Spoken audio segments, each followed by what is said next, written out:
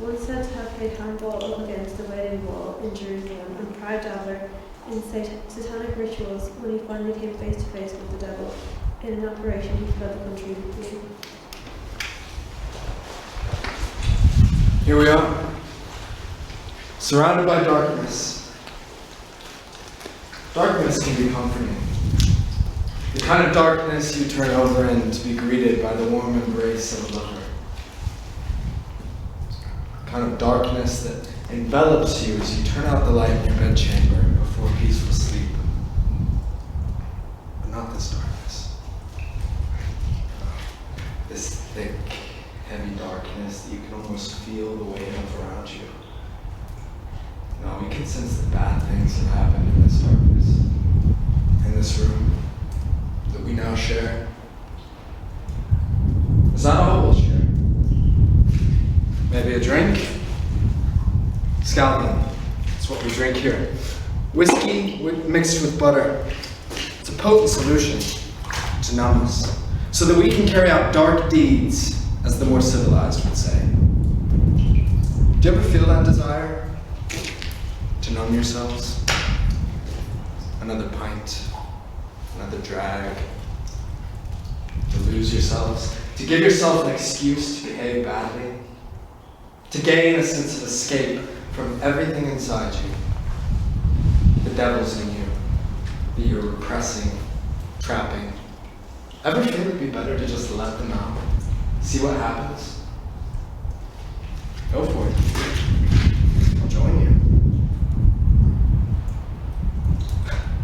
Afraid you might wake up with regret tomorrow. Or is it a deeper fear? One that you dare not linger on for too long, lest you find it to be what you're truly worried about. A fear that you'll secretly be glad. Glad to destroy the things that you've worked so hard to build. Friendships, relationships, reputations. Glad to be rid of them. Rid of the weight of the responsibilities that came with them. It all became too much, so you're more than happy to tear it all down and start again. We can only handle so much order for so long before we crave chaos once again. I can see you all craving it now. Just like me. I wager we have more in common than you might think. I do love a good wager. I've won many in my time. I once bet 12,000 pounds that I could ride my horse through my father's house and out the window to the street 32 feet below. It was glorious. Unfortunately, the horse did die in the fall. It was a shame. I did love that horse. Worth it? Absolutely. I came out entirely unscathed and made my mark, didn't I? We only have a limited amount of time on this earth. Immortality is what I'm after. And I think I'm on my way to achieving it. What's the matter? You feel sorry for the beast? You think I'm selfish? Cruel, even. Of course you do, because you all think yourselves to be honorable, moral, and good, don't you? But is it really honorable to deny yourself something you desire? To avoid situations that might get you into trouble just for the sake of what others might think of you? Or is it just foolish? Life will take plenty of you. Watch you while you struggle. So what sense is there in denying yourself a bit of joy, a bit of happiness when it presents itself? All for the sake of what? Morality, pride, respect? Those are all just words society uses to keep us in check, to keep us afraid. Do as you will, I say. Fight, fuck, drink, take, raise hell. There is no way of knowing what awaits us on the other side of this void, so we may as well make the most of whatever we see around us now. And believe me, you cannot do that if you want to be honorable and moral, more like impotent and weak. And you want me to believe that you've never wondered what it might be like to just let it all go. See what happens. You're afraid. Afraid to lose everything. But what would you gain? You've all thought about it. Can it last? We're told no. Told that that kind of debaucherous life is wrong and unsustainable. But that's just another deterrent. Something to keep us afraid. And if these feelings are meant to be ignored, why do they feel so ingrained in us, so deep inside us? Don't you ever feel like you're closer to letting it all go than not?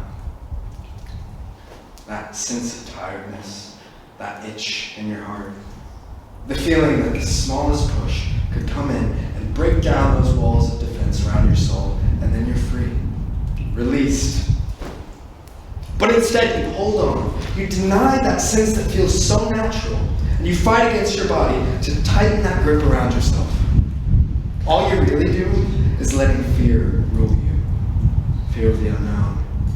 Fear that you might hurt someone you care about. Fear that you'll make a choice you can't come back from.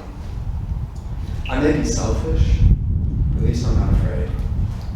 At least I don't put on a facade, hide behind a mask, like you all do. At least I'm not afraid of what I am. So don't be afraid anymore. Don't let fear be your master. Shed all the rules that have been piled on you, all the responsibilities. This seed is saved for him. We always save a seed for him, always hopeful that he'll join us. I think tonight could be the night that I finally meet him, take my place alongside him. Life is meant to be enjoyed. So why don't you join me with him? Shed the weight of those responsibilities.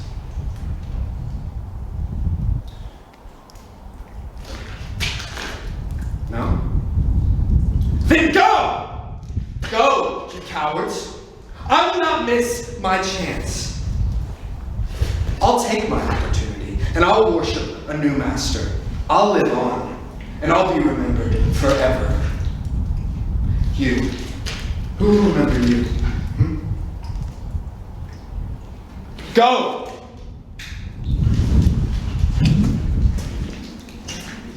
Let's do what he says.